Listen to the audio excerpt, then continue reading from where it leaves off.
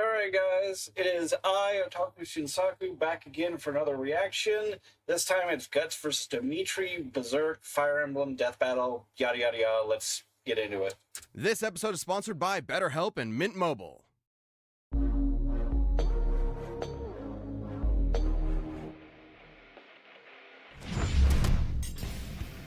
Guts, the brutal black swordsman of Berserk. And Dimitri, the savage savior king from Fire Emblem. Vengeance is an ever-malicious force that can turn anyone into a broken, traumatized... unstoppable one-man army. He's Wiz and I'm Boomstick. And it's our job to analyze their weapons, armor, and skills to find out who would win a death battle.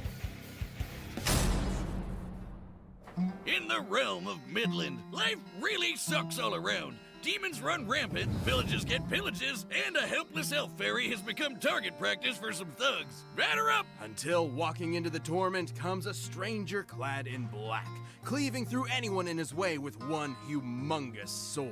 Wiz, that weapon is too big to be called a sword, too massive and thick, more like a slab of raw iron that no normal man could wield.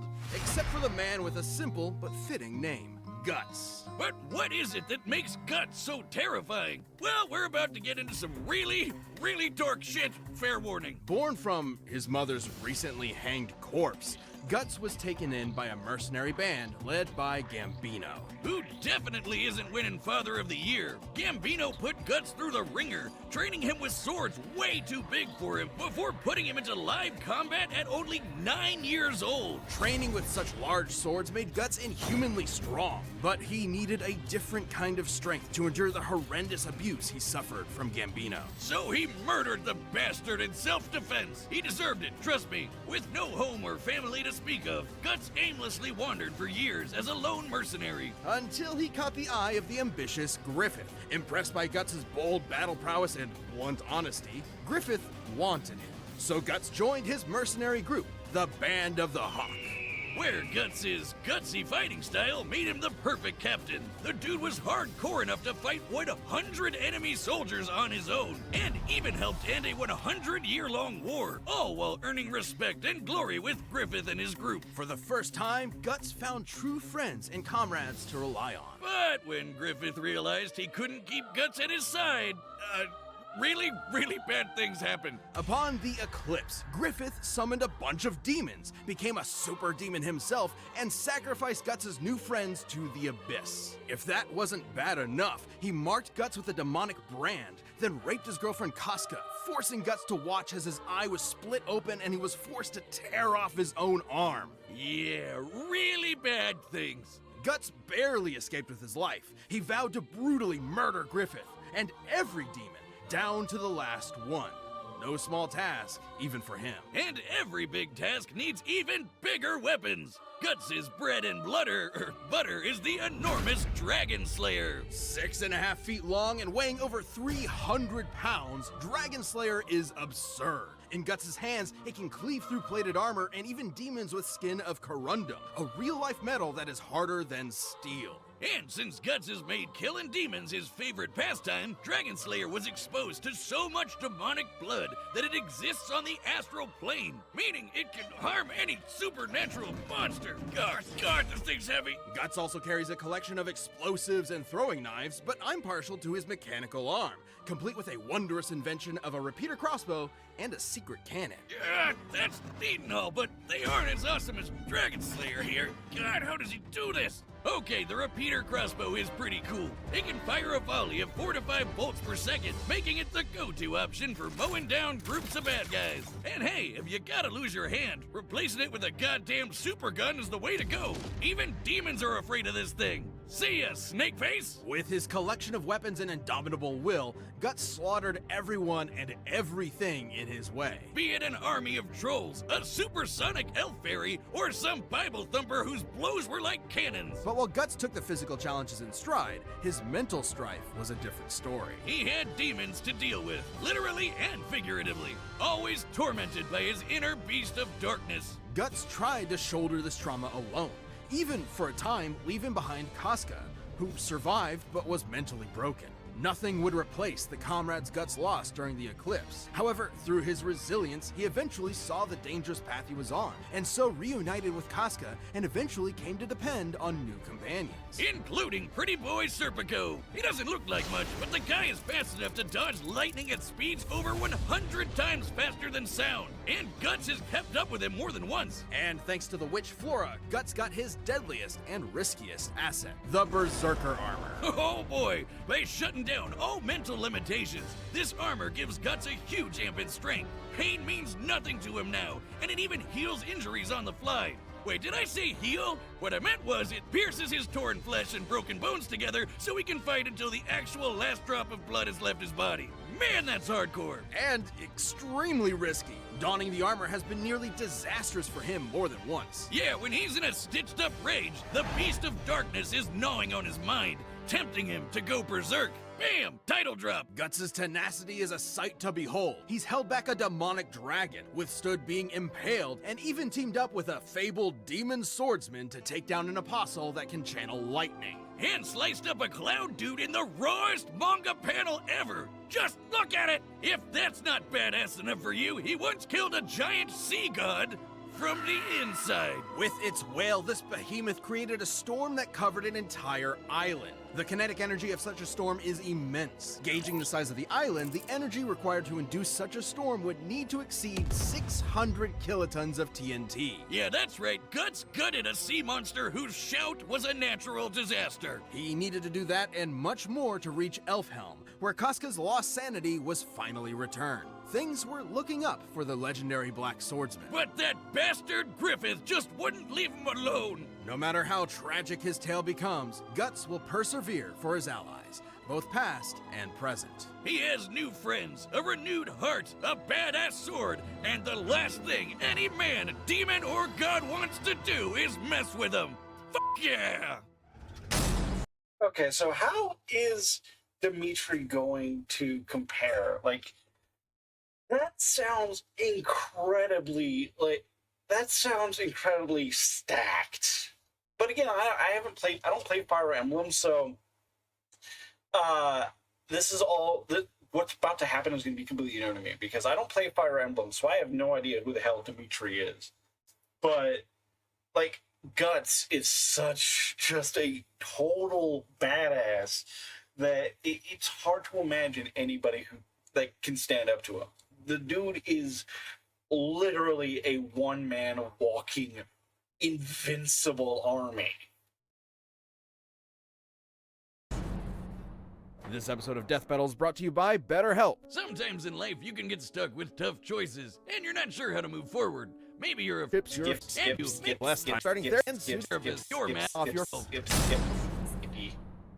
On the continent of Fodlan lies the holy kingdom of Fargus, a knightly nation where the youth learn to swing a sword before they can write their own name.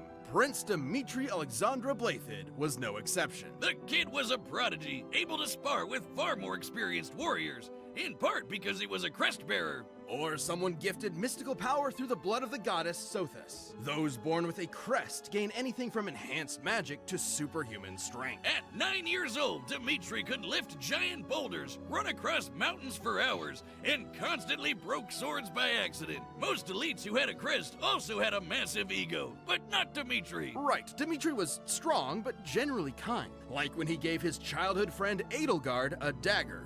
An earnest, if odd gift.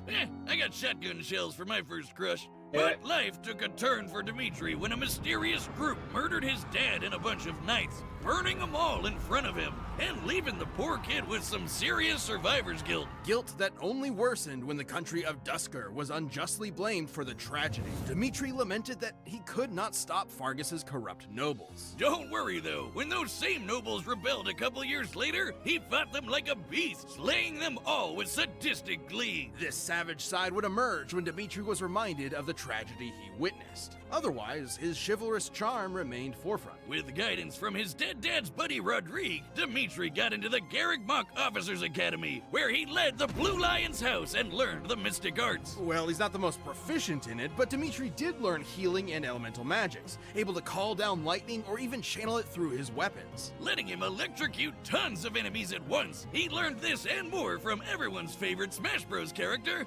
Professor Byleth.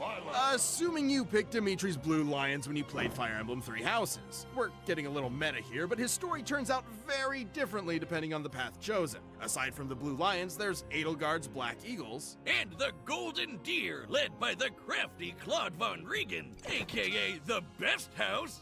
That band of goofy misfits? The Black Eagles are a far more cohesive unit. Nah, fear the deer, Wiz. I have no idea what you're talking about. Ashen Wolves for life, losers! Of course Jocelyn picks the Goths.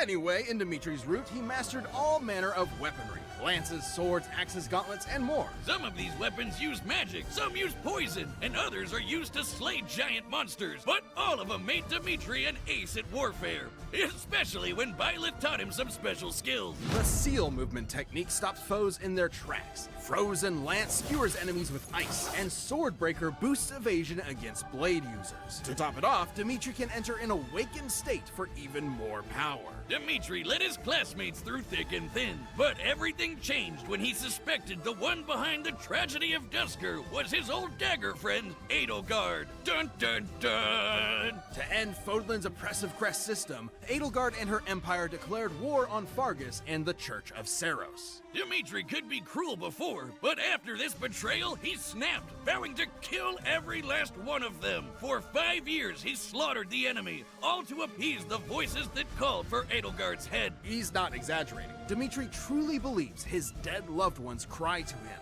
unable to know peace until he claims vengeance. As if prince-turned-murderer hobo wasn't scary enough, he wields the ultimate lance, the hero's relic, Eredfar. Forged from the bones of dragon-like Nabateans, Eredfar is much stronger than ordinary metal. It can pierce any armor with its signature move Atrocity, and only crestbearers can wield it without mutating into a monstrous black beast. With his lance, Dimitri kept killing, but no bloodshed could calm his mind. He reached peak war crimes, torturing an enemy commander in blind rage. But when his actions led to Rodrigue making the ultimate sacrifice, Dimitri was broken, terrified of yet another voice haunting him. Except this time, he had his professor to help him out. We've really gotta pay teachers more, y'all. Dimitri still felt hatred for Edelgard, but looked past it to the friends and kingdom he'd neglected and made a choice. Instead of killing every last one of them, he would save every last one by retaking Fargus's capital.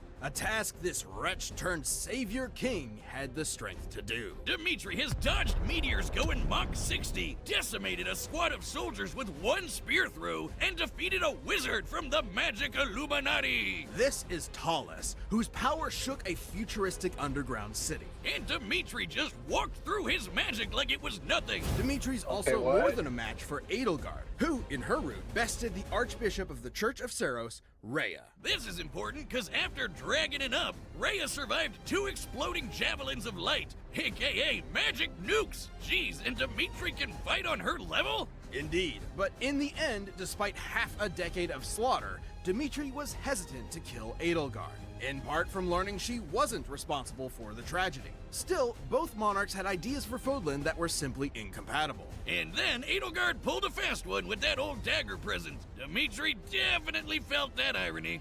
The war was over, and with his allies at his side, Dimitri claimed his place as a just king. Unless, you picked a different house. His story doesn't end very happy in those. But though the voices of the dead will haunt Dimitri until his final breath, so long as he has his friends, conviction, and compassion for the living, he will find peace. This episode of Death Battle Escape Premium started through all possibilities. It's time for a death battle!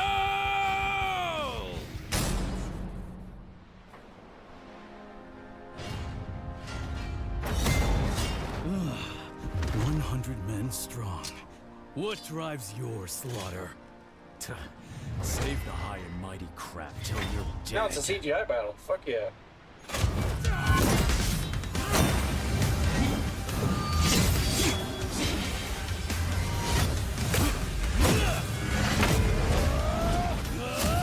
What's hilarious is that this is better CGI than the actual, like, Berserk anime. Fucking hilarious.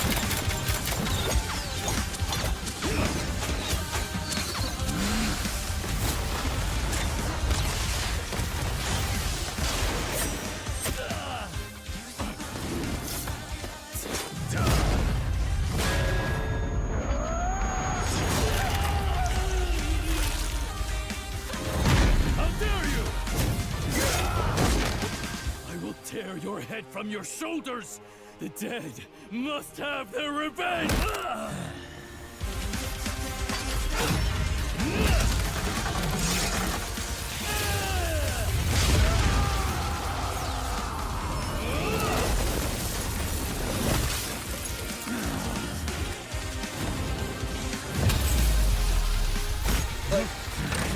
I don't know how if a lot of people will get this, but like this looks like basically Guts having to fight like a fate servant. Bastard. Avenge us.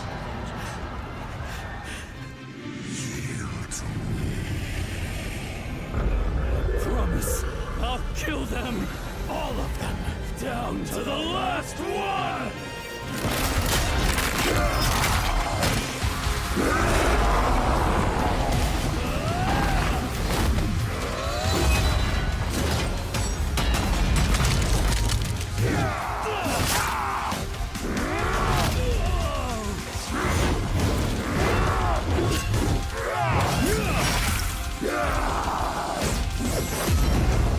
Enough of this!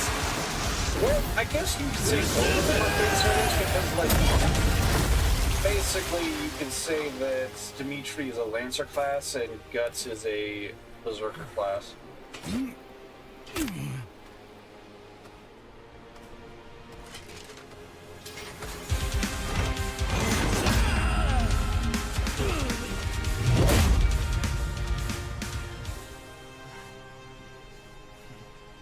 Still standing? So we're both shackled to the dead. You foul beasts will not have his soul!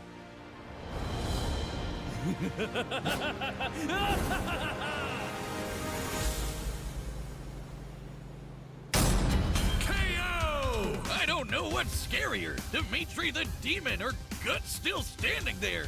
He was a badass till the end. Being fast enough to dodge lightning, Guts actually had a slight speed advantage over Dimitri, though skills like seal movement and sword breaker helped Dimitri close the gap. And while Dimitri had some minor healing magic to fall back on, it wasn't gonna compete with the raw endurance from the Berserker armor. Still, Dimitri's absurd strength and wider pool of weapons and abilities gave him plenty of ways to wear Guts down. Against Dimitri's electricity magic, Guts' sword and armor were vulnerable conductors, making every clash an opportunity to electrocute him. Sure, Guts has defeated lightning callers before, but he needed help. Not to mention moves like Atrocity can pierce through armored foes, bypassing half the point of wearing the Berserker armor. Guts could power through some of Erdfar's damage, but he wasn't invincible and could not heal from fatal wounds. Then there's both fighters' raw power. Slaying demons is really impressive, obviously, but not always on par with magic nukes. Remember, in Edelgard's route, she defeated Rhea, who survived 2 Javelins of Light.